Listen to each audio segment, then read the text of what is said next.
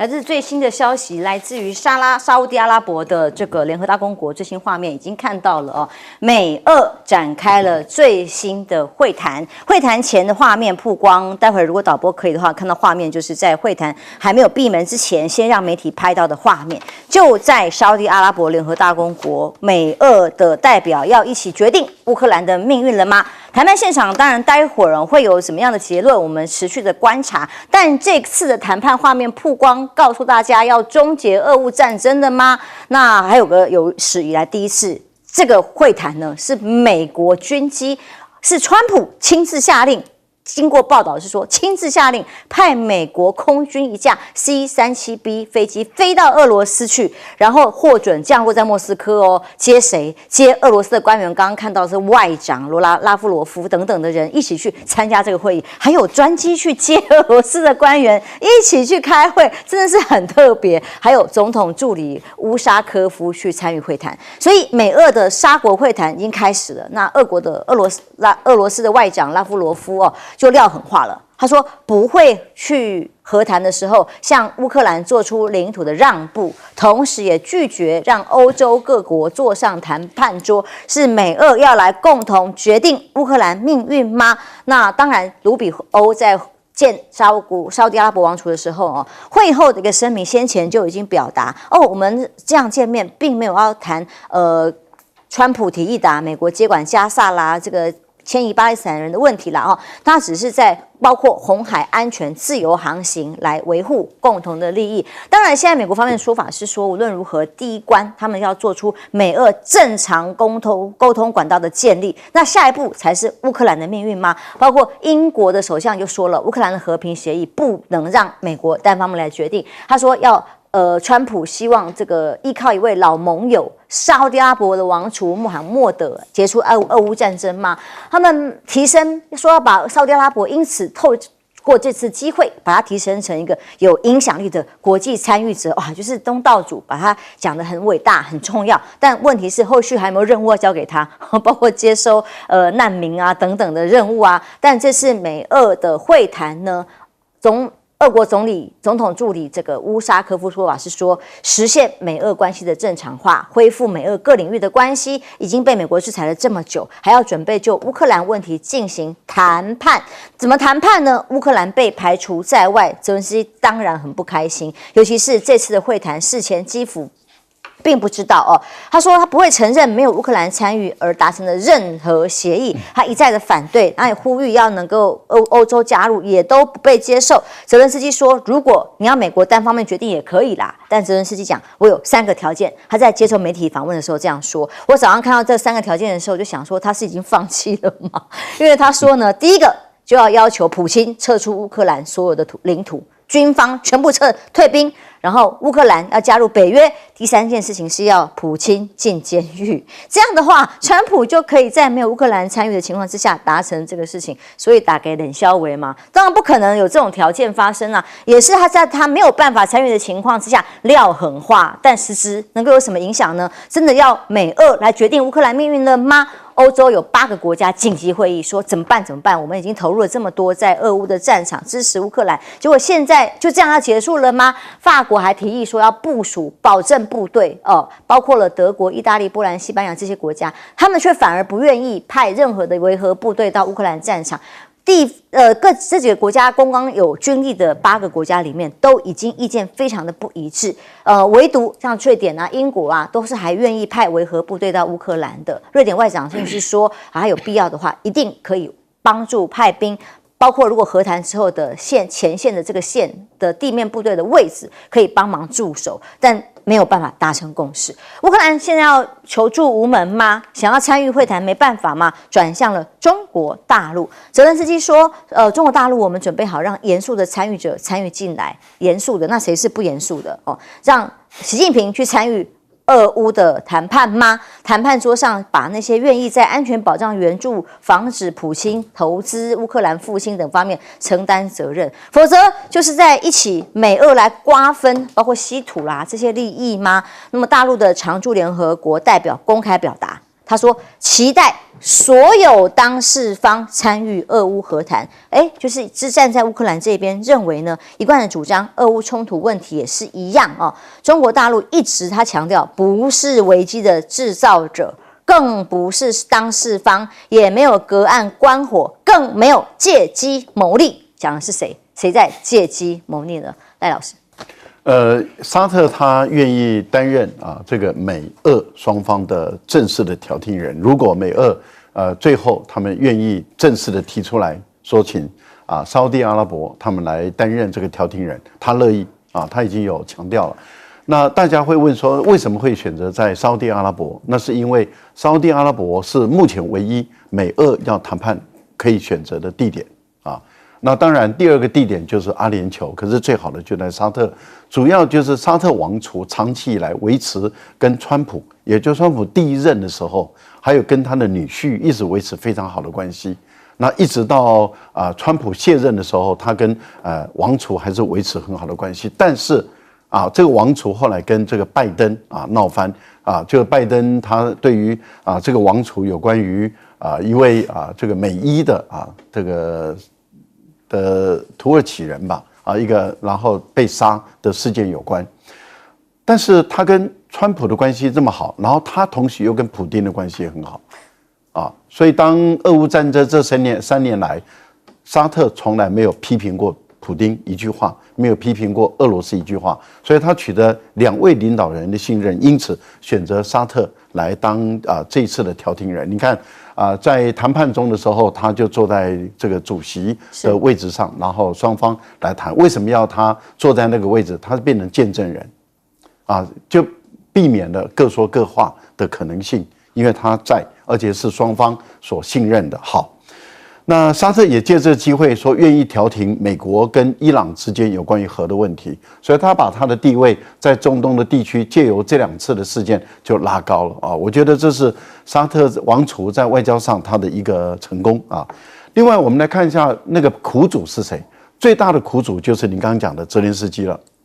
泽连斯基提了3个是不可能的条件一个是无条件撤出，一个加入北约，一个是普丁进监狱。这个大家都知道，他又回到当演员的这个桥段了，他已经不是政治领袖了，就无计可施了。对，无计可施了。他就是一个悲剧的演员，然后他也把乌克兰带向一个人类间最悲惨的悲剧的地位。坦白说，今天乌克兰已经是任人宰割了，而且领土是永久失去了，还有稀土跟它的铀矿跟钛矿很有可能永久不保了看起来它的最珍贵的，也就是可以战后重建的资金的来源，因为乌克兰西部这个地方是农村，坦白说价值并不高，喂饱欧洲人的肚子没有问题，可是问题是我们都知道农产品重要，可是它的经济价值并不高。那乌克兰会陷入永久的贫穷，因为最富有的这个矿产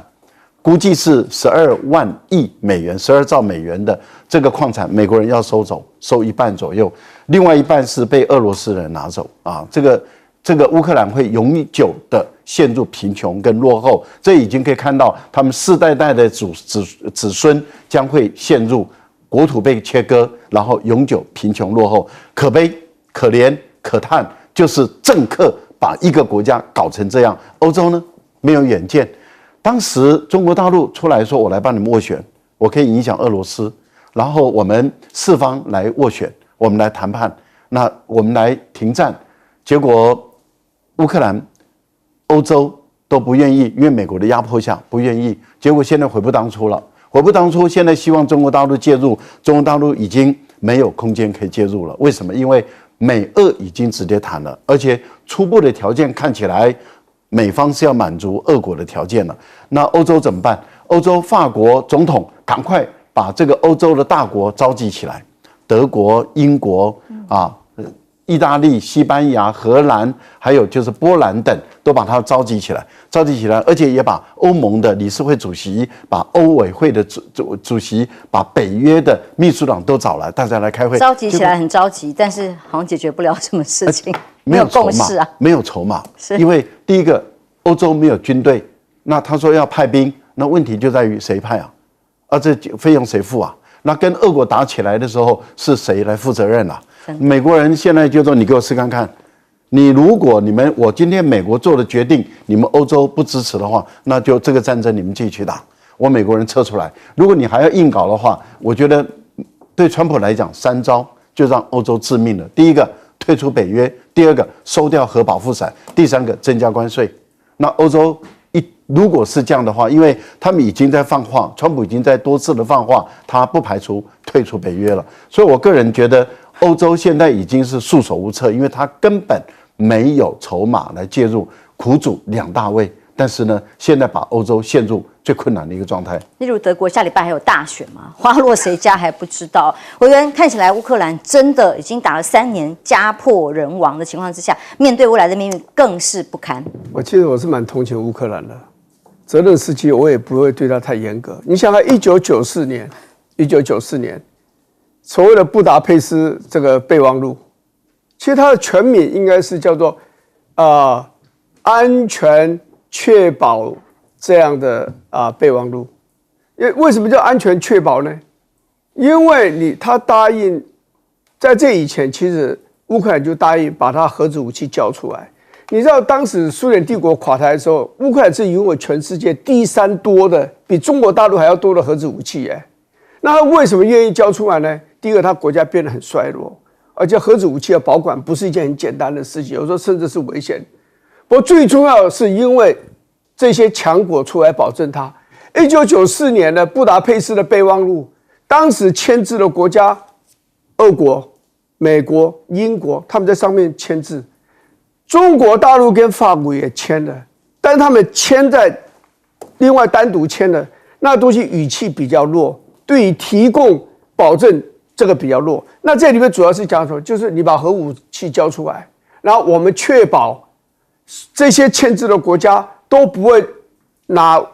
威胁对你用武，或者是实际上对你用武。那俄国签啊，那我就表示你绝对不会侵略乌克兰嘛。结果他就干了，只能想乌克兰人太单纯了。第二件事情就是说，你知道俄国已经干掉了克里米亚，这2014年，美国马上跟北约的国家就以北约的这种演习的名义，在乌克兰靠近波兰的边境，可在乌克兰上面设置一个训练的一个基地，在那个地方进行，每年在那边进行演习，那个名字叫做 Rapid Trident。就快速的3x戟表示好像要射出去一样，所以要攻打这个乌克兰，美国、北约这些国家就要把3x戟给射出去一样。就你搞了8年，2022年，结果俄国人还是侵略了乌克兰嘛，所以不能讲说乌克兰太笨，只能说这些国家太坏。你们签字保证了，而且你还在那个人家的这个土地上面搞训练营，然后搞演习，每年搞这个演习，这个就表示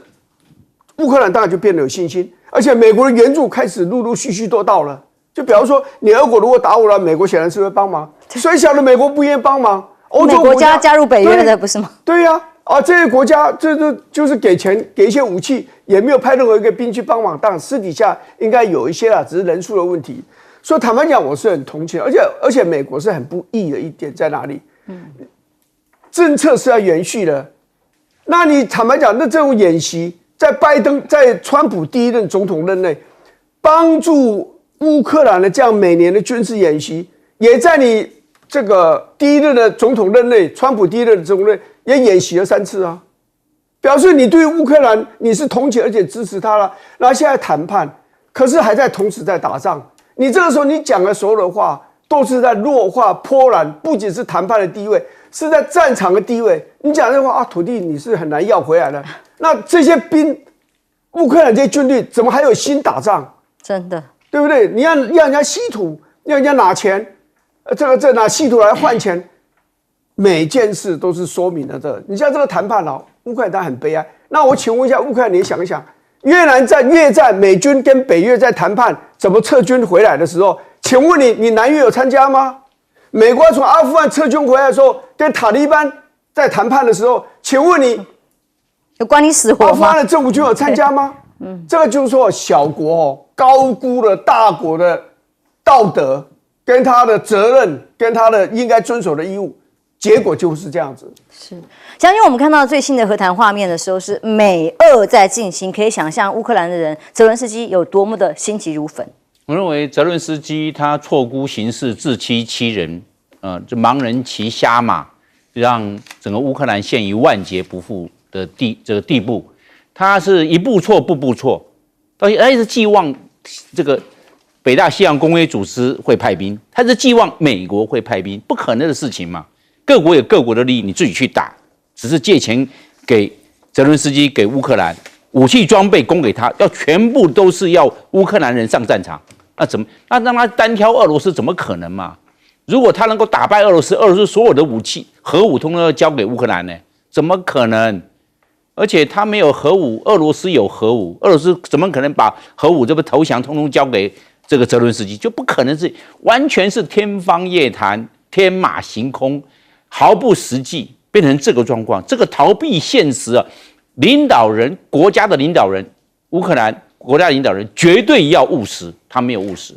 把整个国运断送。这个在乌东第12万平方公里。12万平方公里就是360亿平啊，土地啊，我们拿它换算成平好了，大家对平比较有概念。360亿，360所有的全世界所有土地都是有价值的，有价格的。你这360亿平的土地是360兆新台币，你看看360兆新台币就这样让给俄罗斯了，永远要不回来。然后他又不切实际，要把普丁抓起来，乌东地要还给我，我要加入北大西洋公约组织，怎么可能的事情？现在还在回到原点，不就是那北约吗？都在做梦，你硬要加入的。所以国家领导人就用这个状况，完蛋了，瞎人在那边做梦，瞎扯。你看看整个的这个乌克兰被肢解了，你看到没有？他这个留在乌西地区的稀土给美国，因为他欠美国3600亿美元，你拿稀土来跟我抵押，因为川普他要把钱要回来啊，你怎么办？所以他可能3代都没有，3代是90年，3代都没有了这样子。然后他的国土变成月球表面，怎么去重建？重建又是一大笔钱，怎么可能俄罗斯会把这个钱吐给乌克兰？他现在还在做那个梦，也就一步错步步错，他自我感觉良好。这个国家战略的问题一定要很严肃、很谨慎、很谨小慎微来看待。不是他们吹牛都天马行空在那边。现在欧洲，我们看欧洲也变成店小二了。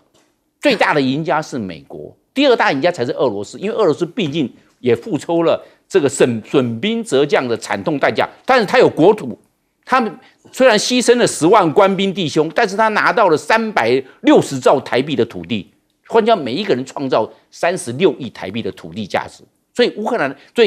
兰丧失的就是俄罗斯所得到的，俄罗斯所得到了，他也牺牲这些将士啊，所以俄罗斯也没有大胜啊，大胜应该算是美国得到那些稀土。美国现在是这欧洲北大西洋公约组织另外30亿国家都变成店小二，听美国的，听美国的说我也当年也捐了很多武器很多钱呐，现在怎么稀土你美国自己拿走了呢？那我们呢？店小二实在是很尴尬，分不到的嘛，店小二只能听老大的话，这谁都很尴尬。好，那么来看看美中科技的博弈跟大战各种的角逐跟竞逐，最新的决战点当然是自己的科技能力够不够强，这是不是一个指标呢？这场会议呢被国际上都高度的关注，因为习近平他约见的这些民营的科技企业家，科技比例这么高而且这些人里头呢，他强调他的政策是什么？要先富促共富，然后一心谋发展等等啦，各种的这个指令下来，就是要中国式的现代化做出更大的贡献，告诉大家说，要未来对于中国现代化的最大贡献是靠这些企业家、科技产业的发展的这个创业人一起来做成。过去的讲的共同富裕，现在有了更多由民间参与的可能性吗？尤其平起平坐的跟这些科技企业家们一起坐一起的时候，很久不见的马云，到昨天我们大家都很关注阿里巴巴的马云出现了耶，还有 DeepSeek 梁文峰。不难理解，一定是他。小米的雷军，华为的任正非，比亚迪的王传富，宁德时代的曾毓群，每个都大咖。其中居然宇树科技是最年轻的王星星，却占据了最靠近习近平的C位，代表什么呢？就代表了新兴的科技机器人呈现的未来的样貌。可以看到画面是王星星在2017年的时候曾经坐在地上玩机器狗的画面。这个相对年轻的年轻人呢，他创造了一连串的机器狗啊、机器人啊，影响了人类下一个世纪的可能的文明啊。春晚上面看到的也都是宇树科技的产品。所以他2016年在大疆工作过了之后呢，最后决定自己跳出来创业，成立了现在的公司，也写下了崭新的一页。未来的科技发展对于中国大陆来讲，它会是一个很重要的角色。而经济时评里面的媒体分析报道说，这一次呢，参与的企业主要集中在制造领域，2018年的时候了啊，但现在不一样了，今年参与的都是在科技领域明显的增加，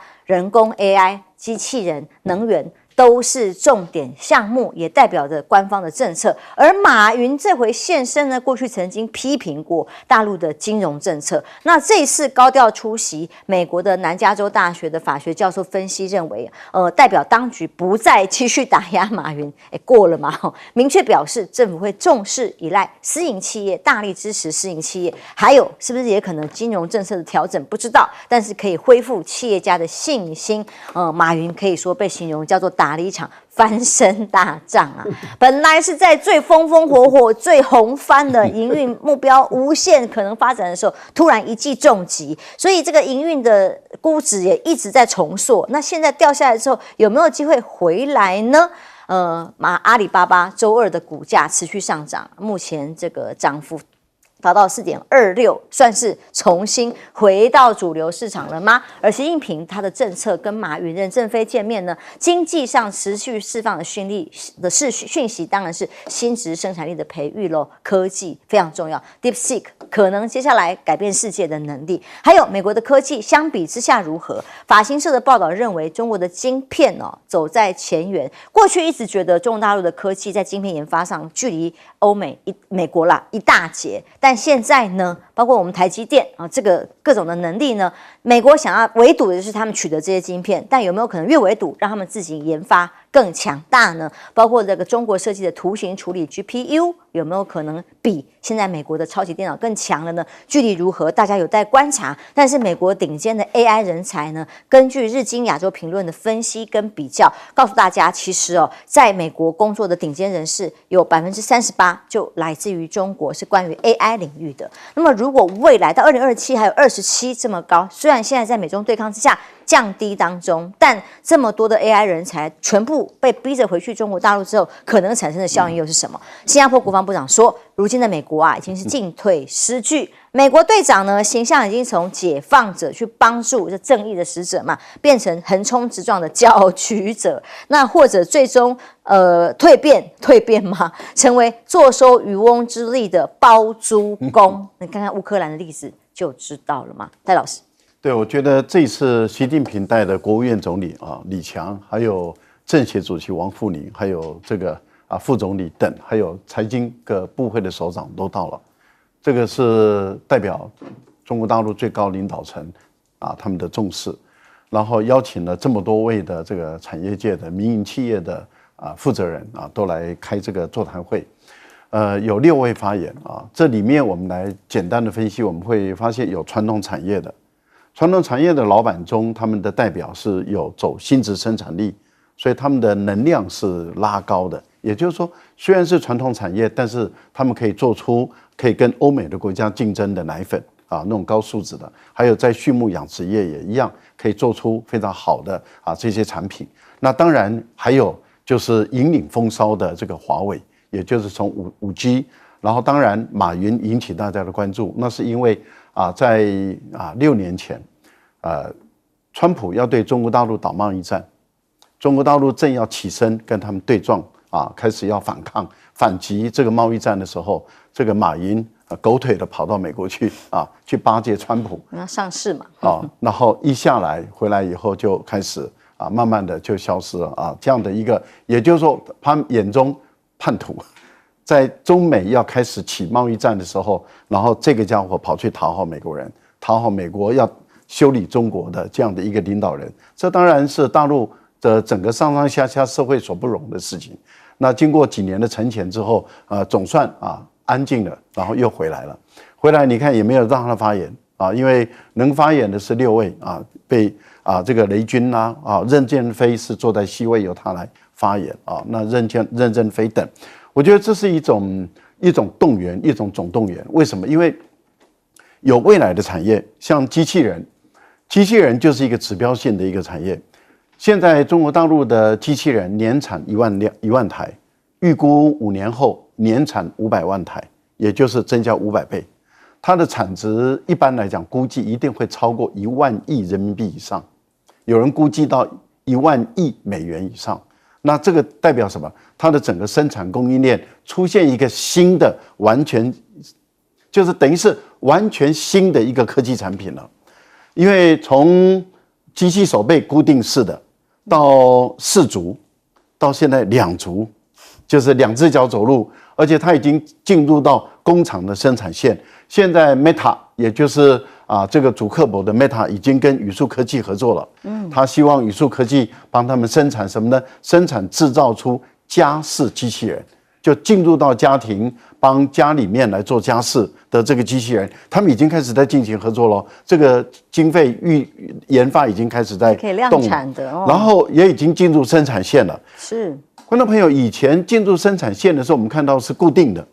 所以料件是帮你移送到，现在是机器人在移动的，它可以把零料件搬到这个地方里面来进行生产工作，所以它的越来越优化了以后，它不得了的一个地步所以我个人觉得，大陆在进行这个总动员的时候，其实也就是告诉这些企业家说，放心去发展，你先富起来，带动别人的富，这是你的使命。但是也告诉他们的地方政府，因为企业都要落户到地方嘛，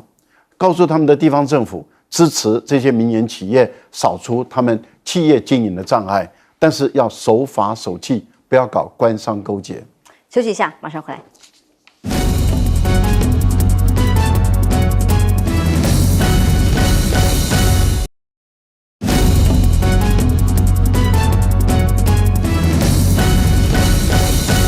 美中科技对抗最新的发展，魏源怎么看？你知道这个美国人对中国大陆当然有一方面有赞美，但是也有很多的批判，但也有一些不解，因为他们认为说中国大陆就是个社会主义国家嘛，这就像其他社会主义国家一定很僵硬嘛，很僵硬，然后共产党就是高高在上嘛，这种，但是为什么它的经济可以发展得这么好？政治体制这么僵硬的国家，它的经济怎么可以发展这么好？科技上也有很大的表现。这个就是说，我们正在看一个很新的，以前人类没有过这样一个经验了就这次习近平把这些大咖，尤其是马云，其实讲到马云这几年大家的聊天的对象其实是马云，马云是败不复活真的马云的败不复活，你就可以看得出，也可以回答了很多西方人士不太了解中国大陆。中国大陆，你认为那种僵硬的意识形态底下，其实他们是有非常灵活的处理危机的那种能力。中国大陆认为他现在是危机美国这样子对他的制裁，拉拢其他国家对他这种围堵，这就是一个很大的危机所以你看，中国大陆怎么解决这个危机？他就开始展现他的弹性嘛，说马云当然要回来你这些大的企业家、民间企业，中国大陆一直都讲国先民后嘛，国营企业最大，民营企业应该在后头嘛。这种做法就告诉你们，习近平告诉你们，我们没有那么僵硬，我们民间企业也可以走在国营企业的前面，只是希望他们富起来，也可以让国家其他的也富。其实我要讲一件事，不要低估中国大陆的弹性，它的灵活性，真的，它这20-30年来可以发展到今天这样一个地步尖端科技可能不如美国，可是你看它灵活的运用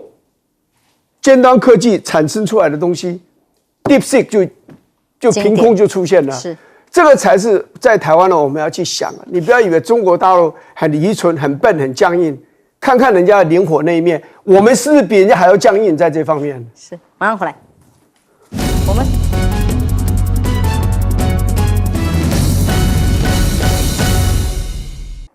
美中科技大战其实也影响了人类下一个时代的文明。将军，共产党它虽然强调的是共产主义，但它实施的我们可以知道它是保持很大的弹性。几乎你看，它本来是国进民退啊，国营累积国营的这个方面的成本，然后限制民营，它现在让民营起来，因为有3个，第一个就是能够这些民营企业啊，这些都是大资本家，他会资本密集，有钱就可以来扩张它的规模。第二个，它科技化。因为这些大资本家，他有科技他们技术的领先。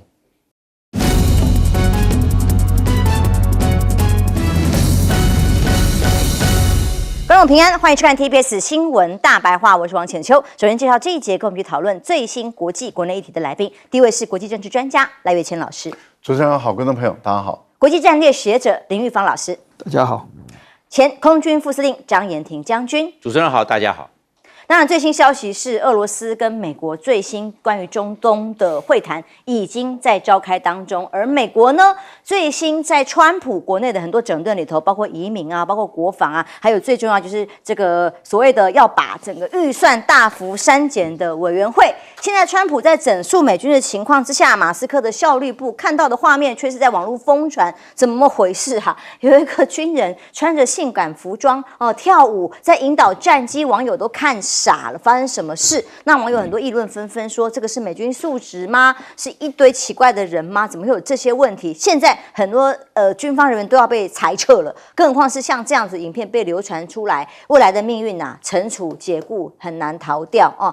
很多美军到底有没有浪费钱？军方有没有谁把钱塞到自己口袋里？马斯克讲了好多哦，这可能也是马斯克的效率部所释放出来的消息，居然买个咖啡杯。在美军的空军某单位加油机专用买的这个杯子，看起来钢杯好像蛮常见的啊，居然买了一个价值$1280的不锈钢杯，我金马空呢。这个消息呢被网友讨论说，在阿里巴巴网络上卖才45块，怎么会落差这么大？到底有没有慷纳税人之慨乱花钱呢？还有这个中美的军事的对抗里头，很多的军力比较，到底是不是还落后？在美方里头，中国的军力有没有真的还落后那么多，还是已经超越了呢？有几个角度我们来观察，包括在美军的网站上面维基百科很特别的是 F-22的引擎推重比有没有造假，还是随机调整、滚动式调整？这个是陈时中的名言。在维基百科发生这个所谓的超过10以上的推重比、引擎推重比这个项目本来是10的，突然改成7了，后来又调整成9了，等等的，这样的调整到底是为什么？那到底是回归校正，还是的确是如此呢？那过去 F-22使用的 F-119的发动机啦 ，F-35使用的 F-135啊，这些发动机都被认为是美国军方最强的地方。这些引擎啊、发动机是核心的能力跟价值，这也是中国过去被认为造不出来的。但现在呢，这个数字的改变到底是示弱，还是没有想象中强，还是出了什么问题，还要等待后续观察啦。但是最近有个画面是在美日法3国共同的联合航母军演上看到的画面，在菲律宾南海之战争夺战秀缺地的这个地方，看到3架航母很罕见的同框了大家形容词叫做个子小的在中间，这是日本的加贺号，还有美国的卡尔文森号以及法国的戴高乐号。但是在美军的部分看到几个消息，包括杜鲁门号的航母，怎么回事？居然破成这样，右舷的船尾被撞啊！破破烂烂的样子，这个画面一曝光，哇，怎么回事呢？只好赶快进场去维修了，失去作战能力。现在船停泊的地方是在希腊的港口维修。为什么发生这么严重的状况呢？根据报道都说，这个是排队要过苏伊士运河的时候被撞了一个大洞。那这样的大洞让红海这里出现航母的空窗期，没有办法执行任务的情况之下，那现在会不会有什么连锁反应啊？西太平洋也会同时出现短暂的空窗期造成的后续效应也是大家质问说，美军现在还在川普要删减各种预算的情况之下，到底军力还行不行？还有多少的军备是有问题的呢？甚至在美中比较对战的博弈里头看到卫星照片哦，大连这里有个造船厂出现了神秘的模块，这个尺寸比例如果按原比例来做推算的话，说大陆这里这个美国战区，美国媒体的战区所报道的这个疑似是004型的航母飞行甲板开工了哦，尺寸比例去研判航母的吨位会超过福特号哦，而且照片有2道弹射器的轨道就在这个地方哦，专家研判分段模组有航母上的第3、第4弹射轨道呢，就拥有4个弹射器，跟福特号一样，不但追上，甚至还可能超越了吗？一方委员，我们先来看看，就是近来在美方强力要去所谓查军费甚至参检的情况之下，美军的实力怎么看待？先这样讲，美军哦，这种所谓的浪费的情形呢，不是今天才开始，大概差不多10几20年前，我那时候就读到一个消息，海军买这个烟灰缸，一个400块美金，这400块美金呢，一个烟灰缸，你在外面买几块美金而已吧。美国的这个国防经费是非常非常庞大的，腐烂吗8、9千亿这样子。然后呢，你真的要去监督很多的细节啊，除了有人检举，不是那么容易。任何的军方都是一样，因为军队本来就是一个半封闭的一个状态，他们跟外面的社会是有很多的隔绝，为了安全的问题，还有其他管理的问题，所以内部人如果不讲，其实外界对军队的了解是非常有限的。而且还有一件事，就是说，美国因为军工复合体的原因啊，监督能力本来最强的是国会，可是国会跟军方的关系是非常好的。很多的这个众议员也好，参议员也好，他们的家乡都有军事设施，而且他们极力争取军事设施要设在这里。你想想看，一个小镇如果多了一个，可能是一个中原的一个重要的选区，你多了一个军事训练的一个基地，你知道造就多少人就业吗？酒店、餐馆、打撞球的，对不对？包括花店，各种这个就会变得非常兴盛。还有政治现金呢、对，那当然是了、就是说，所以很多参议员、众议员哦，他们后面都有这个军工复合体，就特别是像军火商他们的强烈的支持，然后军火商跟国防部的关系又非常好，所以这形成一个很复杂的一个关系。在美国，智库收很多的钱是来自军火商，这个国会议员很多的捐款来自军火商，选区选举的动员等等，他们也可以帮很多的忙，国会议员也需要他们，所以这是变成说智库了，就学界啦，跟这个军火工业啦，跟这些政治这个力量整个是卷在一起了。这除非内部有人出来检举，你外界想去调查一个这么庞大的美国的国防这个体系啊，真的不是很容易。这种浪费的情形，我相信不会是单独的问题。好，所以将军，当我们在看到美方跟这个中国大陆的军力比较是有各种的指标，您怎么看？包括航空母舰，包括在为什么这个引擎的改动数字会出现问题呢？它这个推重比哦，推重比它要下修，它推重比这个一个推重比，它是 F119，它是普惠发动机啊，普惠公司做的、啊。然后它推重比这个净推力，就是放在这个海平面，然后就把它做吸力，然后看推力。如果是到达10的话，这个10000，这个是我们讲到的1500公斤的重量啊，它可以喷15000公斤的推力，就是10倍嘛，是这样嘛。但是问题是你装上飞机的时候不一样了，因为飞机它里面有隔框、有进气道，气流没那么顺。你装进你是有螺的这样的全螺的发动机，当然推力大，它吸气尽量吸嘛。但是你装到飞机之后啊，你吸的气体就没那么多了。第二个，它又装了向量喷嘴，装了向量喷嘴又增加重量了，推重比就达到不了了。你前面加装，后面你一装进去，整个进气道变窄了，是这个样子。所以叫动态调整。对，你是装备其他加进去就自然会降低吗？你当然降低了，因为你重量加重了嘛。你向量喷嘴又加进去，向量喷嘴的重量也加进去，那你推力就没那么大了。你变成推力没增加，但是你发动机的重量增加了，推重比一定要向下修。第二，你装到飞机之后，因为飞机的隔框，它的进气的量又受限了，你的推力更下降。所以你要看到你要是哪一种，你是这个螺发动机整个是螺身的发动机，当然推力大，装到飞机之后马上降低，因为你的各种的这个空气流体力学的阻力都跑出来了，那是这个样子，然后推出来的这些气流也减少了，是这个样。所以你看到哪样子去用，它当然它以螺身的发动机，完完全全是阳春，还没装上分机的来算，装上飞机又不一样，所以你看它会差距那么大，这个推重比是10，一下变成7了，少了30%，那多大啦？一个飞机我们知道，一个飞机在空中你不要看它要超音速，在这个发挥最大性能的时候，它是推到最大，它拉起来，突然这个样，你看它的这个时候进推力是要去算。那 F-22还好，它是双发动机。那 F-35它是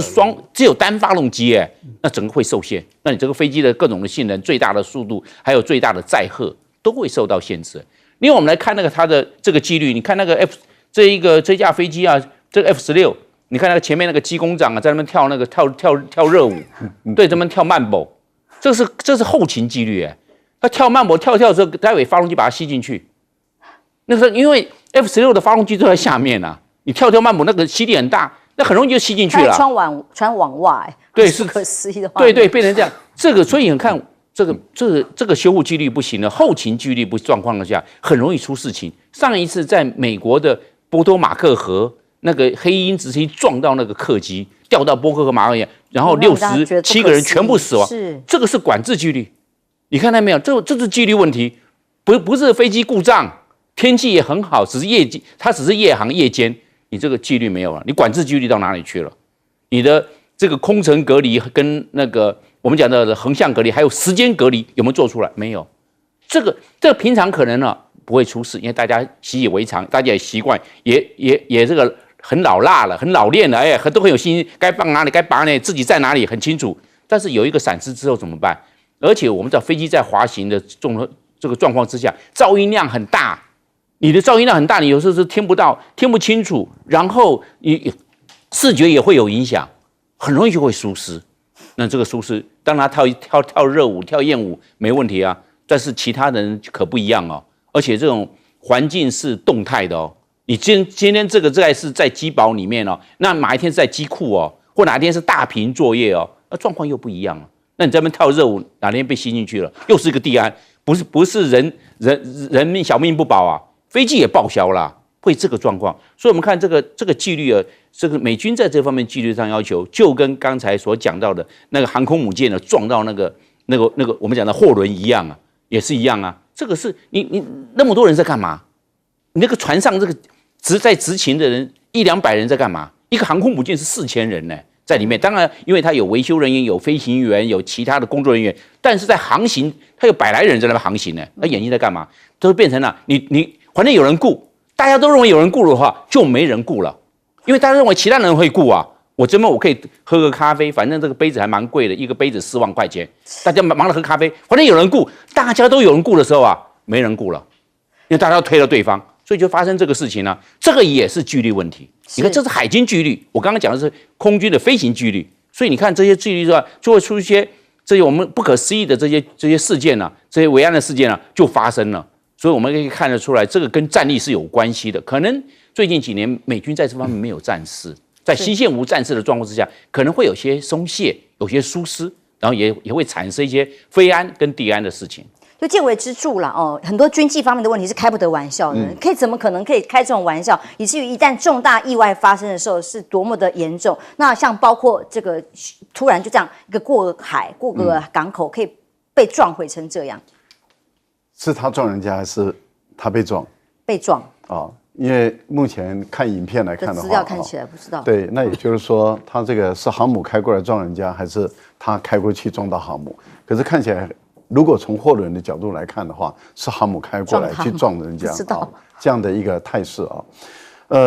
美军的确实在训练纪律有问题，维修纪律有问题啊，然后在作战任务的时候啊，作战纪律都有问题，非常混乱啊。再不改的话，我觉得美军的作战真的是看绿。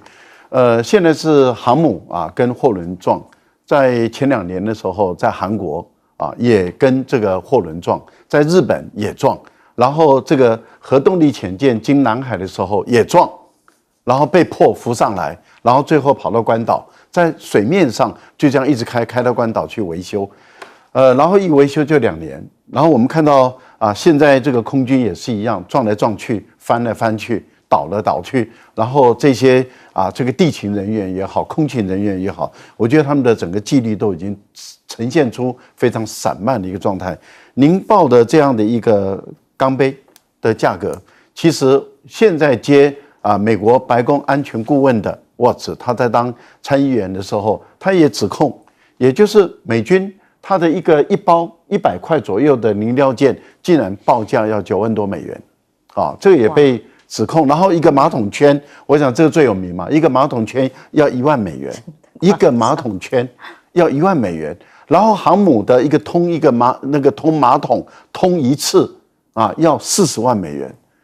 大家都觉得说你这样子浪费已经到不可思议的地步。现在马斯克稍微查一下，又爆出更严重的问题来了。我觉得这个部分里面不知道还要有多少的丑闻要爆出来，因为这里面都涉及到贪渎的问题，非常严重的贪渎，而且是大小都贪了。刚刚严婷谈到的就是这个有关于推力的问题，可是不要忘了，它的重点是在于造假，而不是我从10推力减到7，重点是在于数据造假。这个数据怎么可以造假？这个数据造假，你对于飞行员来说的话，如果飞行员他今天知道的是我是10推力，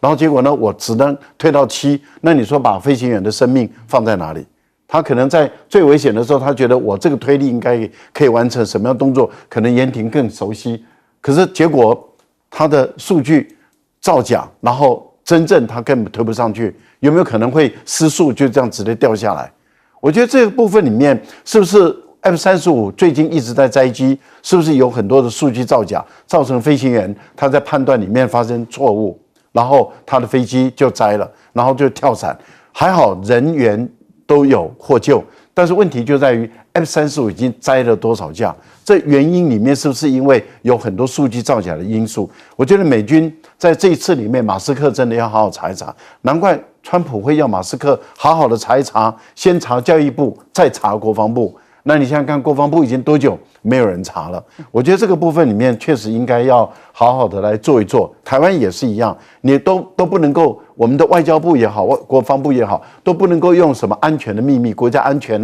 外交秘密啦，你什么都不查，的时候，藏污纳垢有多少东西，应该要查到底。我觉得这都是要做的。目前传出来的，这是美军他们拍到的有关于电子弹射器，他们认为已经是4条电子弹射器。福建舰是3条电子弹射器，而美国的福特号它是4条电子弹射器，而他们估算大陆的这个最新款的，也就是洞洞4第4艘的航母应该是4个弹射器，他们目前估算。